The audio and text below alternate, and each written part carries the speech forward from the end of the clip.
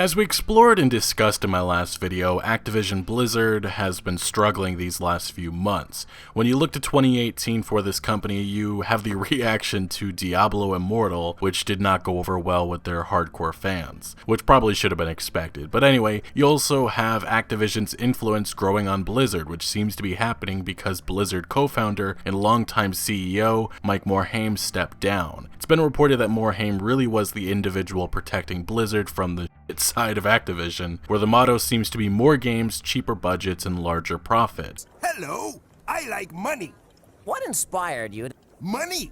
Besides those two things, you additionally have investors unhappy with Black Ops 4 only making $500 million in a few days, and the executives at Activision Blizzard unhappy with the performance of Destiny 2. The thing is, with AAA gaming, often these publishers, the Activision and EAs, want all the money in the world, and anything less than that is seen as a disappointment. Now, what I found really interesting in 2018 was Bungie publicly stating that they were happy with the state of Destiny 2, and they were clearly pushing back at the notion that more microtransactions or monetization opportunities would need to be implemented, something that Activision told investors would happen when revealing that Destiny 2 had apparently underperformed in their eyes. Bungie and Activision have been at odds for years. The development of Destiny and Destiny 2 had simply been chaotic. As Kotaku's Jason Schreier, who's reported on the messy development of both games in the past and had insider knowledge on the situation at Bungie, said on Twitter, "This has been coming for years. Activision and Bungie have had a rocky relationship since before Destiny 1 even shipped. Both companies had huge expectations for this franchise. Bungie's COO, Pete Parsons, said in 2013, "We want people to put the Destiny universe on the same shelf they put Lord of the Rings,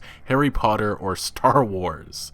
Which, say what you want, but Bungie's work previously on the Halo franchise is what made Destiny so appealing, but unfortunately, things have just not worked out. Activision had committed to a 10-year deal worth $500 million, and in the Bungie-Activision contract, it was intended for a new Destiny release in fall of 2013, 2015, 2017, and 2019. But obviously, these plans did not go according to plan. There's a lot of blame that can go around for things not working out, much of which can be thrown at Activision, but also Bungie. Either way, as we briefly discussed the other day, Activision and Bungie's relationship is over. This was the most shocking story to happen until Borderlands CEO Randy Pitchford swooped right in and admitted that he lost a USB drive which had barely legal content on it, supposedly, as well as, just holding company secrets and files. But anyway, that's a disaster that is still going on, raging on. There's more horrifying claims made against Randy, just what a mess. Anyway, I'm getting sidetracked. Activision and Bungie are done with each other. Bungie releasing a statement days ago saying, "Looking ahead,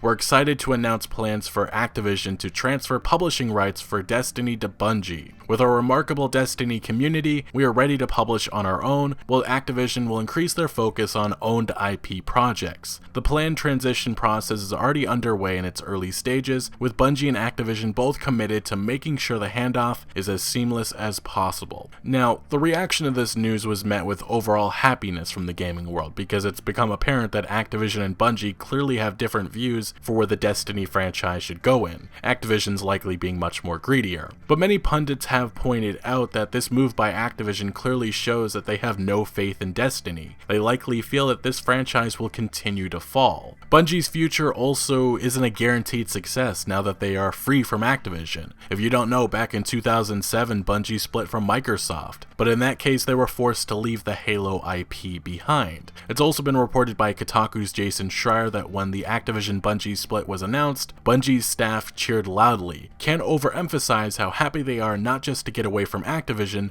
but to have a game that they own completely. Imagine a Destiny free from Activision's restrictive, annualized schedule. As many have pointed out, this reaction is a similar one that came in 2007. The hope really is that Bungie will learn from their mistakes, now that they are truly free and independent. My assumption is that Bungie will take their time developing Destiny 3. There is no rush anymore, which arguably has plagued this franchise since day one, but for the time being it seems that Bungie may soon take a brief break on the Destiny franchise and work on something else, as it was announced in mid-2018 that the company had secured a $100 million investment from Chinese publisher NetEase to work on a new non-Destiny game. Now, while everyone has been talking about Bungie and the potential bright future they have now, there's many questions questions regarding the future of Activision. This is a publisher that now really only has Call of Duty. In 2019, they appear to be launching Modern Warfare 4, and I actually do believe that this could be a massive hit for them, as it's been reported that Campaign will indeed be back, and a fan-favorite character, long believed to be dead, will be making a surprise return, although Activision's greed could ruin this game. But that'll be something we discuss another day. But Call of Duty is a franchise that doesn't have the legs it once had, and if this franchise continues to decline in the years to come, this could be a disaster for Activision. Activision years ago was a powerhouse with massively successful gaming franchises that included Tony Hawk, Guitar Hero, and Skylanders. They also had popular and beloved games that maybe didn't sell all that well, or future installments that didn't work out, which include Prototype, Gun, and True Crime Streets of LA.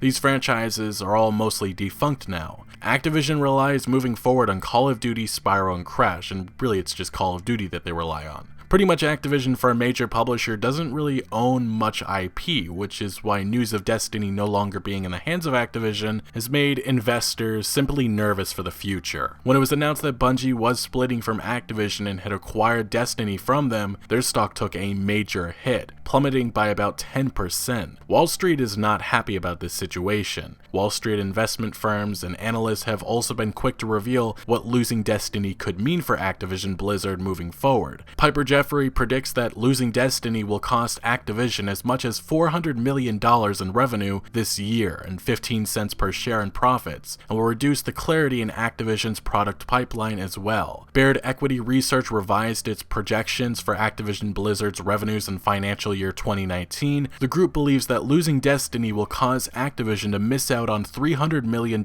in revenue. Colin Sebastian, senior research analyst at Baird Equity Research, notes, "It was not altogether surprising given the declining performance of the franchise, Activision's history of pulling the plug on underperforming games, and management's desire to reduce costs. While the stock is understandably trading lower, we think the value of Destiny to Activision is meaningfully less than 12% reduction in market cap, or implied value of roughly $4 billion. To put into further context, the market appears to be valuing the Destiny contract at greater than 10 times revenues for a product that is declining and is less profitable than other core franchises, which, like I said earlier, it sounds like Activision doesn't have faith anymore in Destiny. Macquarie Capital estimates that losing Destiny will cost Activision slightly more money, lowering its financial year 2019 estimates down by $350 million. We had never viewed the Destiny franchise as particularly meaningful, primarily due to the margin profile given the external model where Bungie owned the IP and received reportedly 20 to 35% of operating profits plus bonuses. Morgan Stanley Research has Destiny's revenues in 2019 even higher, valuing it at $374 million.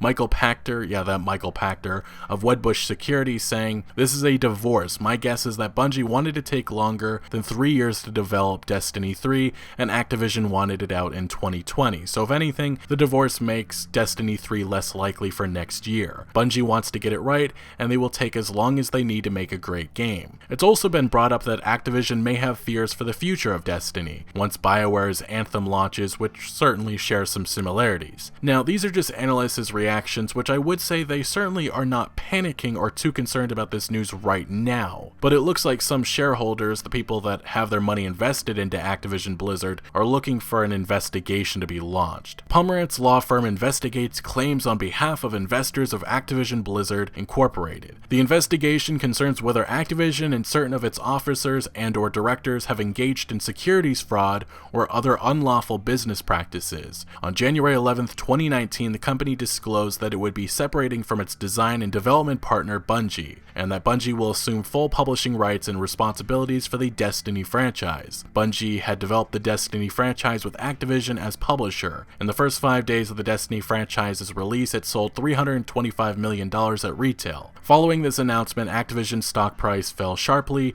during intraday trading on January 11, 2019. So right now, it's unclear what necessarily is the issue that investors have. I think obviously an IP going away is not being met positively, but we won't know for some time what this investigation does or doesn't uncover that could be seen as fraudulent. I think some investors just don't understand why letting a billion-dollar franchise was able to happen. Even with Destiny underperforming, this still is a franchise that makes a boatload of money. Overall, the effect of Destiny now being gone may explain why Blizzard is now being asked to cut costs. But moving forward, Activision really only has Call of Duty as a major successful IP, while Blizzard still has Overwatch, Diablo, World of Warcraft, and so on and so forth. But I'll be honest, if Activision continues to screw up, or if Call of Duty continues to decline or have a bad year, I just really wonder what that could do to Blizzard. Will more microtransactions be implemented into their games? Will games be rushed out? Will budgets get slashed? There's just a lot of questions about the future of Activision Blizzard. This is one of gaming's greediest publishers, and I just wonder what could be next. Anyway, what do you guys imagine the future of Bungie and Activision will look like? Let me know your thoughts down in the comment section below, but thank you for watching. Make sure to leave a like if you did enjoy this video or found any informative value, and consider subscribing for more videos like this, and I'll see you later.